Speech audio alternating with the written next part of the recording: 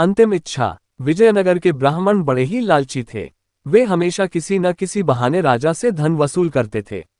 राजा की उदारता का अनुचित लाभ उठाना उनका परम कर्तव्य था।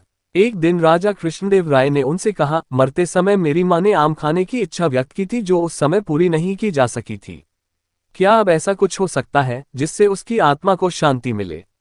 महाराज, यदि आप 108 ब्राह्मणों को सोने का एक एक आम भेंट कर दे तो आपकी मां की आत्मा को अवश्य शांति मिल जाएगी। ब्राह्मणों को दिया दान मृतात्मा तक अपने आप पहुंच जाता है।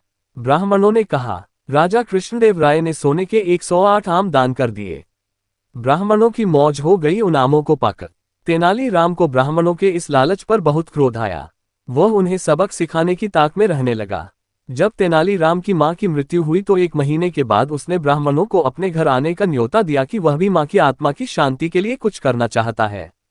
खाने पीने और बढ़िया माल पाने के लोभ में 108 ब्राह्मण तेनालीराम के घर जमा हुए। जब सब आसनों पर बैठ गए तो तेनालीराम ने दरवाजे बंद कर लिए और अपने नौकरों से कहा, जाओ, लोहे की गरम गरम सलाखें लेकर आओ और इन ब्राह्मणों के शरीर पर दागो। ब्राह्मणों ने सुना तो उनमें चीख पुकार मच गई। सब उठकर दरवाजों की ओर भागे, लेकिन नौकरों ने उन्हें पकड़ लिया और एक एक बार सभी को गरम सलाखें दागी गईं। बात राजा तक पहुंची। वह स्वयं आए और ब्राह्मणों को बचाया। क्रोध में उन्होंने पूछा, यह क्या हरकत है तेनालीराम? तेनालीराम ने उत्तर दिया, महाराज, मेरी मां को जोड़ों के दर्द की बीमारी थी। मरते समय उनको बहुत तेज दर्द था।